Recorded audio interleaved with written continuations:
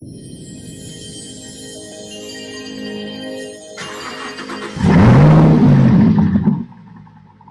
Echuca Holden Museum, formerly known as the National Holden Motor Museum, is unfortunately permanently closed.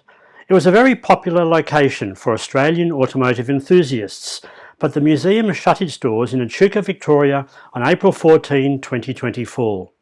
The owners retired and were unable to find a buyer to continue operating the business in that location. Let's revisit this wonderful museum and look back at some of their classic old Holdens. The 48-215 Holden was designed specifically to handle Australia's demanding environment, which was critical at a time when most roads outside major cities were unsealed, dusty or poorly maintained.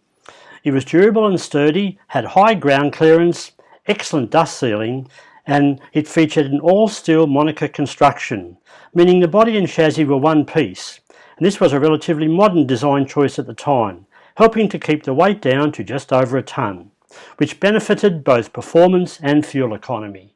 The iconic FJ Holden, introduced in October 1953, included a special model with features like two-tone paint, leather seat trim, armrests, a chrome instrument surround and a cigarette lighter. All of these early Holdens were powered by what was known as the grey motor.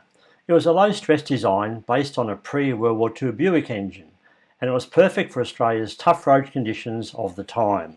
The FE Holden, introduced in July 1956, was a massive improvement on the previous Humpy models. It had a one-piece curved windscreen, which resulted in 40% increase in glass area, pendant-style hanging pedals, a hydraulically operated clutch, and turn indicator lamps were standard on the special model and optional on other models.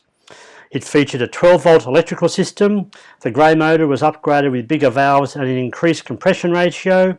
Steering was now recirculating ball. It had a front stabiliser bar, a longer wheelbase, and it switched to 13-inch wheels with tubeless tyres. Introduced in May 1958, the FC Holden was a facelifted and improved version of the FE.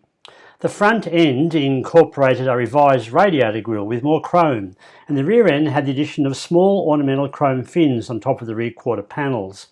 Mechanically, the 132 cubic inch grey motor received minor modifications which included a higher compression ratio and revised camshaft to improve low-end torque and reduce valve noise. The steering box was slightly modified, reducing the number of turns lock-to-lock from 3.8 to 3.2, and there were other minor improvements made to the suspension brakes and the gear change linkages for better drivability. These two examples of the FB Holden, introduced in January 1960, exemplify the popular American styling cues of the period, which included tail fins and wraparound windscreen glass.